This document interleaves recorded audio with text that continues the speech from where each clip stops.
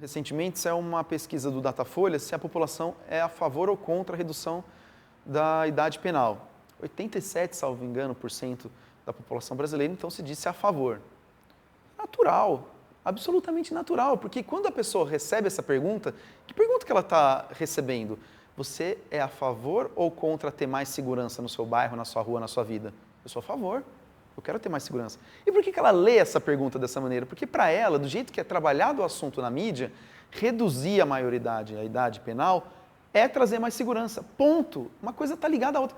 Acabou. Então, assim, eu adoraria que o Datafolha, por exemplo, fizesse depois dessa pergunta uma seguinte pergunta. Supondo que reduzir a maioridade penal vai trazer mais violência, você é a favor de reduzir a maioridade penal? A opinião pública, essa que aparece nas enquetes de opinião pública, de contra ou a favor aí, ela está sendo manipulada. Não se dá a ela informações corretas, verdadeiras, não se explica a ela as causas da criminalidade, da violência, e nem se explica qual é o impacto de uma eventual redução da idade penal. Com o debate de que o problema é a violência praticada por adolescente, a primeira coisa que se faz é ocultar a violência sofrida pelo adolescente e pela criança no Brasil. Primeiro aspecto cruel dessa proposta. O segundo aspecto cruel é a mentira que se coloca, né, de que existe, né, uma violência praticada por adolescentes que coloca em risco a sociedade. É mentira. Da totalidade dos atos infracionais praticados por crianças e adolescentes, somente 8% são praticados com violência. E do total de homicídios praticados no Brasil, menos de 1% são praticados por adolescentes. Então, se cria a ideia de que a prática violenta de ações por adolescentes é algo corriqueiro, de uma dimensão, né, preocupante. E aí, quando aparece um caso, né, de um adolescente autor de homicídio, aquilo ganha um destaque imenso nos veículos de comunicação, que muitas das vezes apoiam a proposta de redução da maioridade penal. E é importante dizer que há uma inversão do ônus, né? Quem é a vítima da violência? Aí não é uma opinião, são os números. Dos 50 mil homicídios que nós tivemos, 33 mil homicídios dos 50 mil foram contra jovens. 70% desses 33 mil homicídios eram negros. Então os números são categóricos. A principal vítima da violência é a juventude pobre, negra, moradora de favela de periferia.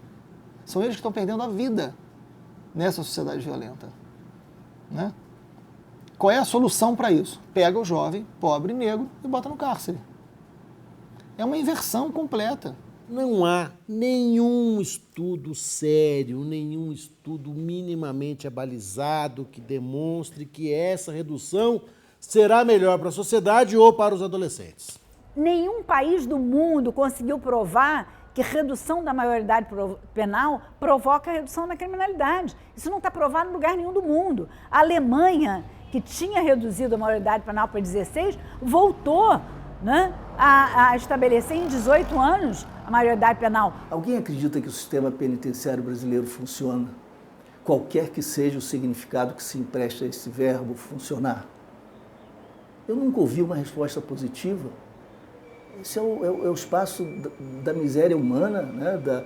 da moenda de espíritos e corpos, outros dizem que é a universidade do crime, enfim, é o espaço em que floresce o ressentimento, em que as pessoas são aviltadas, em que a lei é descumprida, porque a LEP, a Lei de Execuções Penais, não é cumprida no país, então há uma sobrepena, um excedente de pena que se impõe aos sentenciados. Então nós estamos diante de um quadro aterrador. Se todo mundo concorda que esse é um sistema falido, quem, em sã consciência, poderia propor que esse sistema falido ampliasse a esfera das suas responsabilidades, ampliasse o espectro da sua atuação e passasse agora a servir, por assim dizer, também os adolescentes entre 16 e 18. Se para os maiores de 18 isso é o que é, nós então vamos estender a atuação dessa máquina terrível para os menores de 18? O número de jovens hoje envolvidos em crimes contra a vida não chega a 1%. Então você transformar numa política pública a redução da idade penal não tem qualquer efeito sobre os índices de criminalidade, muito pelo contrário, porque a prisão hoje ela é uma reprodutora da violência, pelo nível de exclusão, pelo nível de segregação, né? Então você pode ampliar a violência, ampliar os... Isso tem acontecido. O Brasil foi o país que mais cresceu a população carcerária depois da Indonésia, né? Já é a terceira população carcerária do mundo e os índices de violência aumentaram todos. Não tem qualquer efeito contrário. Eu acho que a redução da maioridade penal é um absurdo, um erro, se encaixa no nosso critério de buscar inimigos. Os inimigos da vez são os seres humanos situados na faixa etária de 16 a 18 anos, por isso que precisa endurecer o sistema. Na verdade, o que justifica esta redução é uma raiva que a gente tem dessa molecada na rua. Isso nos dá um ódio. A gente tem um gosto de bater no filho dos outros que é uma delícia. Talvez seja um pouco da nossa frustração, porque a gente não consegue educar as nossas crianças, então a gente pensa em castigos terríveis para as crianças alheias. Mas nunca a gente consegue imaginar que essa redução de idade de imputabilidade penal possa um dia bater na nossa casa. Eu entendo que já há a maioridade infracional a partir dos 12 anos no Brasil. E isso está na lei. Tenho absoluta convicção de que se o nosso Estatuto da Criança e do Adolescente, com os seus 6 graus de medidas socioeducativas, que eu não tenho medo de chamar de medidas punitivas, sim, há sanções da advertência à internação. Houve esforços aqui e ali, mas todos reconhecem que o ECA, nas entidades socioeducativas e em outras áreas, nunca foi efetivamente aplicado. Então nós vamos mudar uma lei antes de testá-la? Então eu proponho o seguinte, é uma questão meramente pragmática. Vamos aplicar a lei que nós temos para valer a rigor? Depois de X número de anos, nós vamos avaliar o resultado da aplicação dessa lei. Ela não funciona por isso, por aquilo, então vamos discutir a sua alteração. E o sistema penitenciário ele não pode servir de solução para coisa alguma, como nós estamos vendo, né? Portanto, me parece que essa é uma discussão muito insensata. As unidades que recebem os adolescentes para cumprimento das medidas socioeducativas, não são poucas as denúncias de denúncia e maus tratos. Como é que você quer recuperar uma pessoa com denúncia com maltrato e tortura? Quando você decide, não, esse menino que errou aqui, ele vai agora ficar muito tempo preso como se fosse um adulto, você está marcando ele e diminuindo as possibilidades dele no futuro. E o que você era, infelizmente, para eu que estou mais velha, você não é aos 60 o que você era aos 16. Pesquisas empíricas pelo mundo todo que demonstram que quanto mais você coloca o jovem na prisão, mais cedo ele vai incorporar uma cultura criminal, mais cedo ele vai estar escrito na testa dele que ele é um criminoso, a sociedade vai vê-lo como criminoso, mais difícil vai ser para ele se integrar, digamos assim, na sociedade como sujeito que vai trabalhar, vai estudar, vai desempenhar seus papéis sociais de modo regular. O índice de reincidência do sistema prisional é algo absurdo, né? É mais de 70%, 80%. E quanto mais cedo você encarcerando as pessoas, mais você vai ter pessoas ligadas ao funcionamento das instituições totais, né? Da prisão, enfim. Pessoas que se tornam dependentes de uma vivência institucional. O Estado distrata o cidadão desde a infância e quer dele uma retribuição que ele é incapaz de dar, que não aprendeu a dar. E aí resolve-se do jeito mais fácil, encarcerando. A injustiça social ela não se dá somente na distribuição dos bens positivos. Patrimônio, dignidade, honra, escolaridade. Existe uma grande injustiça social na distribuição dos bens negativos. E a delinquência é um bem negativo. E já sabemos que esse sistema é seletivo, reduzindo a maioridade penal, nós já sabemos quais são os adolescentes que vão ser levados ao cárcere. E em quais condutas, não vai ser no homicídio.